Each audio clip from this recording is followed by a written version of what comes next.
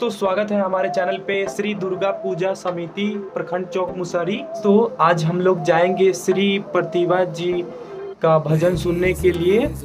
दोस्तों मैं अपना फ़ोन से ही वीडियो रिकॉर्डिंग करता हूँ।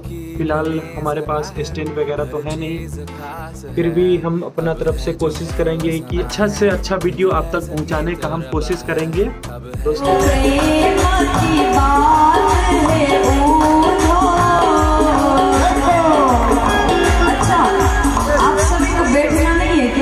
नाचना है, सब लोग बैठ जाओ, जिसको नाचना हो केवल वही खड़े रहे। छाप तिलक सब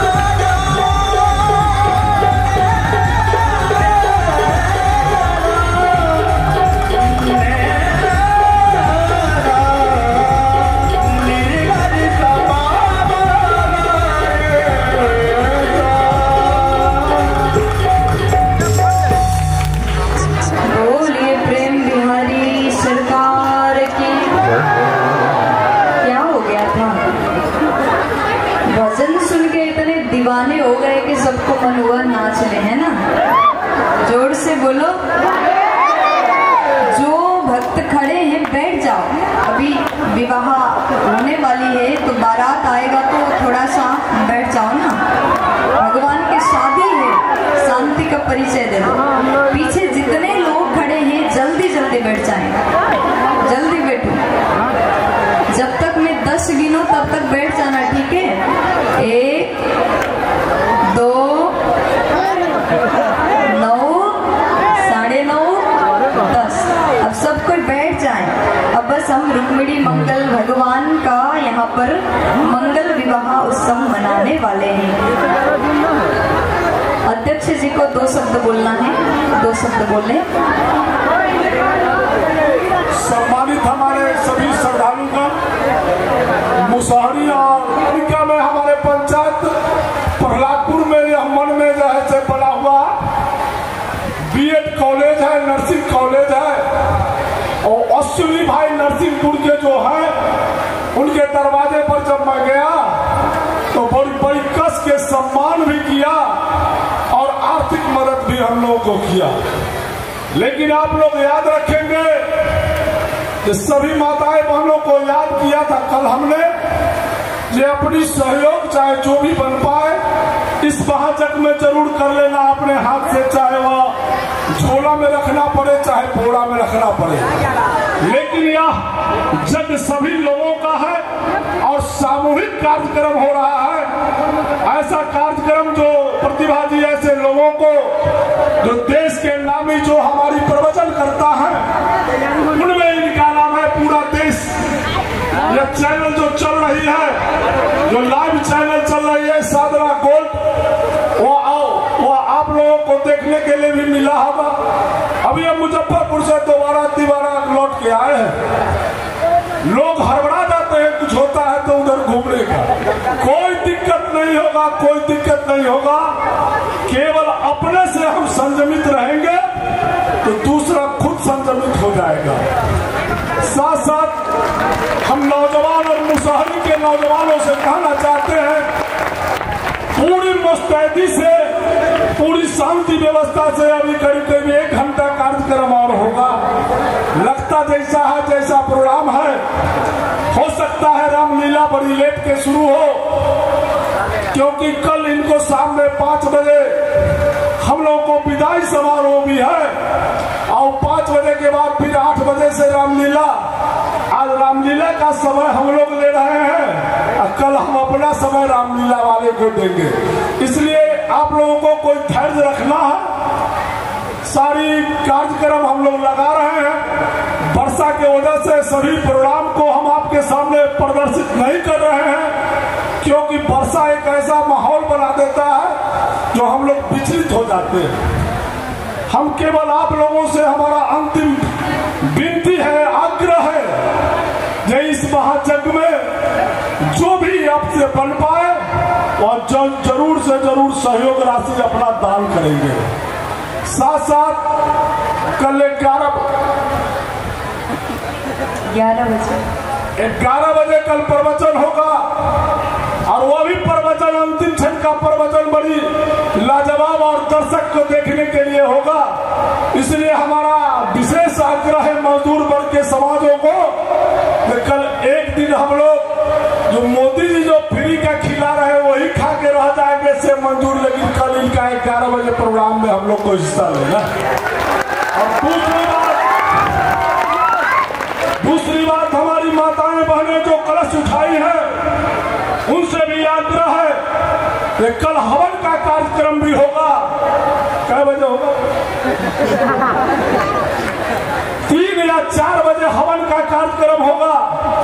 पंक्तिबद्ध होके महायज्ञ जो हम लोग लिखा है वो महायज्ञ हो रही है। बहुत से आदमी कहते हैं मूर्ति के लिए, मूर्ति के लिए। अरे मूर्ति तो ऐसा मूर्ति ला के रख दिया है जिसका कोई जवाब नहीं मिल रहा है। तो मूर्ति और दिल में भगवान यदि बसते हैं तो क्या कौन कहता है कि भगवान नहीं आएंगे? आएंगे ही इस धरती पर, क्योंकि भगवत कथा ऐसा कथा है। हम आपको बताना चाहते हैं, शंकर भगवान और पार्वती अपने विमान से घूम रहे थे। पार्वती जी शंकर भगवान को कहे कि नहीं, यहाँ विमान लैंड कीजिए अपना। पूछे भाई ऐसा क्यों? तो यहाँ भगवत कथा हो चुका है, इसलिए शंकर भगवान भी और पार्वती जी भी वहां लैंड होके इस भगवत कथा को सुन रहे हैं। तो कल का कार्यक्रम में बढ़ चढ़कर हिस्सा लेंगे और कल हमारा अंतिम विजय पताका होगा। इस क्षेत्र का उस विजय पताका को भी लहराने का काम करेंगे। इसी के साथ सभी लोगों को दिल से प्रणाम और साथ साथ सीधा प्रणाम नहीं, क्योंकि आप भगवान हैं। इस भगवत कथा में शामिल जो भी लोग हैं वो जनता नहीं है, नेता नहीं है। अभी जो जनता और नेता का संबंध है। बोलिए बांके बिहारी लाल की। तो चलिए भगवान के विवाह के प्रसंग की ओर बढ़े। एक बार जोर से बोल दो ना। जरासंध ने भगवान के ऊपर आक्रमण किया। 16 बार तक 17 बार तक 23 अक्षौहिणी सेना को लेकर के जरासंध ने आक्रमण किया। और फिर उसके बाद में 18वीं बार में, ध्यान से सुनना, भगवान कृष्ण को हराने के लिए, युद्ध में हराने के लिए जरासंध ने ब्राह्मण को रख दिया पाठ करने के लिए, पूजा करने के लिए, माला जाप करने के लिए। तुम लोग मेरी विजय के लिए माला जाप करो, अगर मैं हार गया तो तुम लोग को मार दूंगा। आज जरासंध ने ब्राह्मण को मारने की बात कह करके भगवान को युद्ध में हराने के लिए गया मथुरा में। तो उसके बाद भगवान आज रातों रात द्वारकापुरी का निर्माण करके, युद्ध करते करते रणभूमि से छोड़ करके, भगवान रण छोड़ करके द्वारिकापुरी चले गए। तब से भगवान का नाम पड़ा रणछोड़। बोलिए रणछोड़ भगवान की। आज भगवान को भागना क्यों पड़ा? क्योंकि आज भगवान फिर से जरासंध को हरा देते तो जरासंध ब्राह्मण को मारता। इसलिए भगवान ने ब्राह्मण के सम्मान को बचाने के लिए, ब्राह्मण की रक्षा करने के लिए स्वयं युद्ध भूमि को छोड़ करके भाग गए। भगवान को सब कुछ सहन है, लेकिन ब्राह्मण का अपमान भगवान कभी सहन नहीं कर सकते। इसलिए सदैव ब्राह्मण का सेवा करो, ब्राह्मण का पूजन करो, क्योंकि भगवान के लिए भी ब्राह्मण पूजनीय है। इसलिए कभी ब्राह्मण का धन हरण नहीं करना चाहिए। ब्राह्मण के धन हरण करने वाले तो 60 वर्ष सहस्राणी विष्ठायाम जायते कृमि, भागवत में वर्णन आता है। 60,000 वर्ष तक मल में कीड़े बन के रहते हैं। इसलिए सदैव ब्राह्मण का सम्मान करना चाहिए। आगे भगवान द्वारिका गए हैं। अब इधर भगवान श्री सुखदेव जी ने राजा परीक्षित से कहा कि महाराज, मैं आपको अब भगवान के विवाह के बारे में बताता हूँ। इधर राजा ने पूछा, प्रभु एक बात बताइए, भगवान भीष्मक सुताम रुक्मिणी रुचिरा विधानेना उपयेम इति श्रुतम्, राक्षसेन विधानेन उपयेम इति श्रुतम्।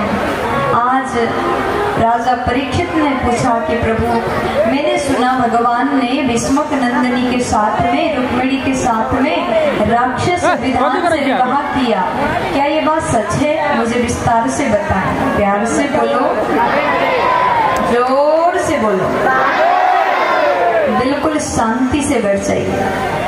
आज भगवान कृष्ण जी ने मैया के साथ में राक्षस विधान से विवाह किया, मैंने सुना है, बात क्या है मुझे बताइए। तब सुखदेव जी कह रहे हैं, महाराज ध्यान से सुनिएगा। राजा सिद्ध भीष्मको नाम विदर्भाधिपतिर्महान्, तस्य पंचा भवन पुत्रा कन्यका च वरानना। महाराज भीष्मक जी के 5 बेटा है और कन्यका च वरानना, एक ही कन्या है, नाम है रुक्मिणी। तो नारद जी महाराज भीष्मक जी के घर में जाकर के कन्हैया के कथा सुनाते हैं, लीला सुनाते हैं। और उस कथा को सुन करके सुनते सुनते मैया रुक्मिणी जी को भगवान से प्रेम हो गया। अब एक दिन रुक्मिणी जी के बड़ा भाई रुक्मी ने अपनी बहन के विवाह के लिए शिशुपाल को चुना और शिशुपाल बारात लेकर के आया। इधर मैया रुक्मिणी जी को बड़ा ही दुख हो रहा है, मैं भगवान कृष्ण को चाहती हूँ लेकिन विवाह शिशुपाल के साथ हो रहा है, अब क्या करें, अब क्या करें। मैया अत्यंत दुखी है। तो उसके बाद रुक्मिणी जी की भाभी ने कहा, चिंता मत करो, बस एक पत्र लिखो और द्वारकाधीश को भेज दो। तो आज मैया ने। दोस्तों, आप नए हैं तो हमारे चैनल को सब्सक्राइब करिए और लाइक करिए